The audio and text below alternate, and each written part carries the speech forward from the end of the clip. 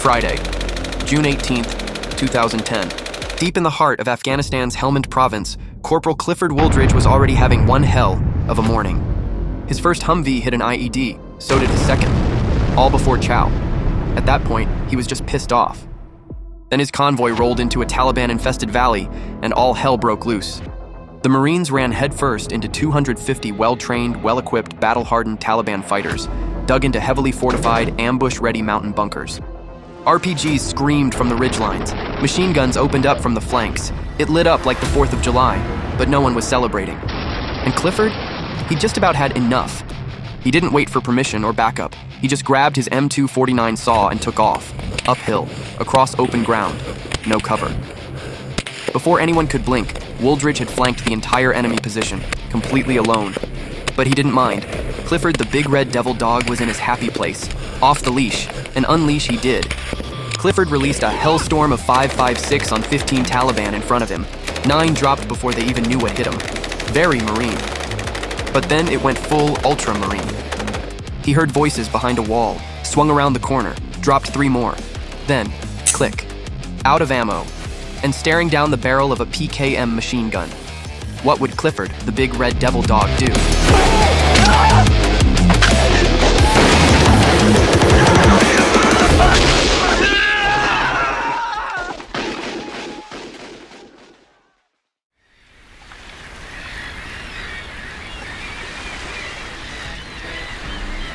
Clifford Wooldridge was born June 20th, 1988, in Port Angeles, Washington, the youngest of 3 kids in a blue-collar family. His dad was a logger, his mom, a court reporter.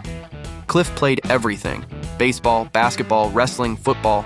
If it involved sweat, bruises, and a scoreboard, he was all in. After high school, he went to tech school, trained up as a diesel mechanic, then moved back home to wrench on logging trucks. Seemed like a solid life, but he wanted something more. One day, while his dad was watching news footage from Afghanistan, Cliff felt it, that itch, that pull. Maybe it was in the blood. His great-grandpa was Army, his grandfather a retired Air Force Master Sergeant. Either way, the message was clear. It was time to do something bigger. So Cliff took his lunch break and walked into a recruiting station. The Marine recruiter told him he could be a mechanic. He said, "No thanks, I want to kick indoors." 2 weeks later, 19-year-old Clifford Wooldridge was standing on the yellow footprints at MCRD San Diego. After completing infantry school, Wooldridge was assigned to 3rd Battalion, 7th Marines, based out of Twentynine Palms, California. Known for its extreme heat and endless live-fire exercises, Twentynine Palms was a proving ground where Marines trained hard for the fight ahead. And as Commander-in-Chief, I have determined that it is in our vital national interest to send an additional 30,000 U.S. troops to Afghanistan.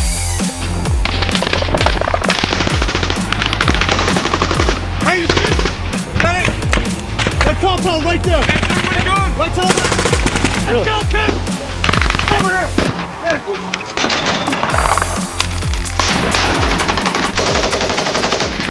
In December 2009, President Barack Obama authorized a 30,000 troop surge into Afghanistan. Most of those troops were sent to Helmand Province, a Taliban stronghold and one of the most dangerous regions in the country. The objective was clear: disrupt enemy control and turn the tide of the war. In April 2010, 3rd Battalion, 7th Marines deployed to Helmand Province, the heart of Taliban territory. Wooldridge deployed as a machine gunner carrying the M249 SAW, a 17-pound belt-fed light machine gun capable of firing up to 800 rounds per minute. His role was simple but vital: suppress enemy fire, cover his squad's movement, and keep the pressure on. For weeks, Corporal Clifford Wooldridge and his fellow Marines had been holding 2 hilltops deep in Taliban territory. The area was riddled with enemy fighting positions: pre-dug trenches, fortified compounds, and fields laced with IEDs. The Taliban hit them daily, and the Marines hit back harder. Let's go! The day started with a gut punch. The Marines were tasked with going out on patrol and looking for a fight. Just as they rolled out, Wooldridge's Humvee hit an IED. The vehicle was totaled. He jumped into the command Humvee.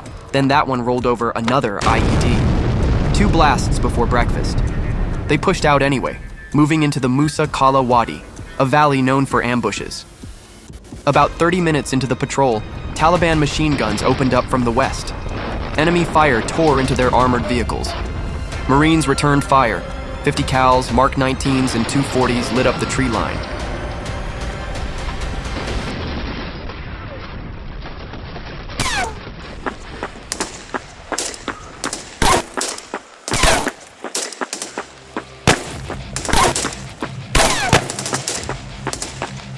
Wooldridge had enough.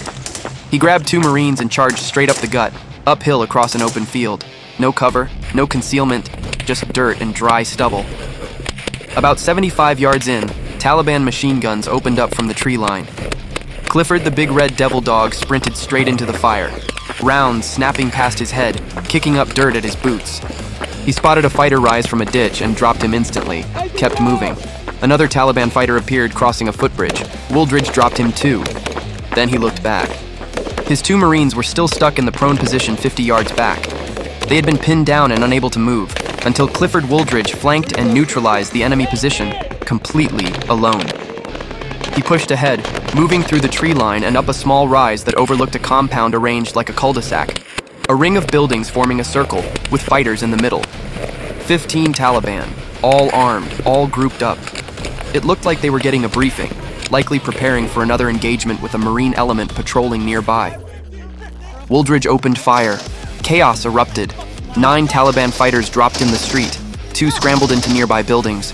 Wooldridge repositioned his Marines to cover any exit points. That's when he saw another fighter step over the bodies, RPG slung on his shoulder.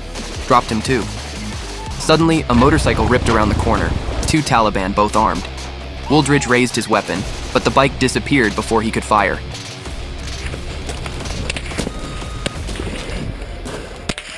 He followed the direction the bike had come from, alone, down a narrow alley with 15-foot-high mud walls on either side. Near the end, he heard voices. He moved closer, peeked around the corner and saw 4 armed Taliban fighters. Wooldridge stepped out and opened fire, killing 3 on the spot before his saw ran dry. Wooldridge tried to bluff the last guy, raising his empty weapon and shouting, "Put your gun down." But the last Taliban fighter didn't flinch. He wasn't buying it. Instead, he made the worst mistake of his life. He chose to fuck around, with Clifford, the big red devil dog. He raised his rifle and opened fire. Wooldridge ducked back around the corner, dropped into cover, and started to reload. But reloading a belt-fed M249 takes time, and he didn't have it. A split second later, a PKM machine gun barrel swung around the corner. Wooldridge grabbed the barrel, yanked the fighter into the alley, and the two went to the ground in a brutal hand-to-hand struggle. Wooldridge dropped his saw and started swinging. He slammed the fighter against the wall, hit him in the face, took him down, and climbed on top, pummeling him. The Taliban fighters screamed and reached for the frag grenade on Wooldridge's body armor. Wooldridge jumped back, grabbed the Taliban's PKM, and pulled the trigger. Click. It was empty. So, Clifford proceeded to beat that Taliban to death with the butt of his own rifle.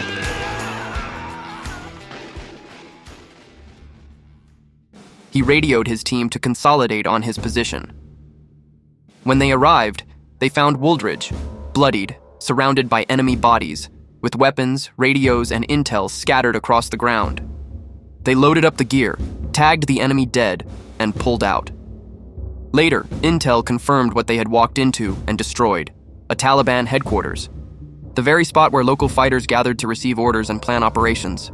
It was gone. After the firefight, Wooldridge kept pushing. He remained in Helmand through some of the fiercest combat of 2010. When supply lines were cut by IEDs, his unit lived off well water, goats, and chickens. Marines came down with dysentery, but they didn't stop. Wooldridge was later promoted to sergeant and became a combat instructor, training the next generation of Marines. In 2012, he was named the USO Marine of the Year and awarded the Navy Cross, the second highest award for valor in the Marine Corps. His citation called it what it was: fearless, close-quarters combat that saved lives and broke the enemy's will to fight. Saw his barrel come around the corner, so I grabbed it up and started beating him. Wooldridge didn't just survive the ambush, he ended it.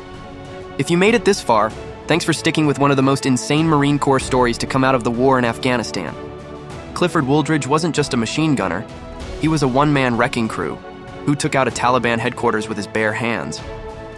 Now tell me, does Wooldridge belong on the all-time list of Marine legends? Drop your take in the comments.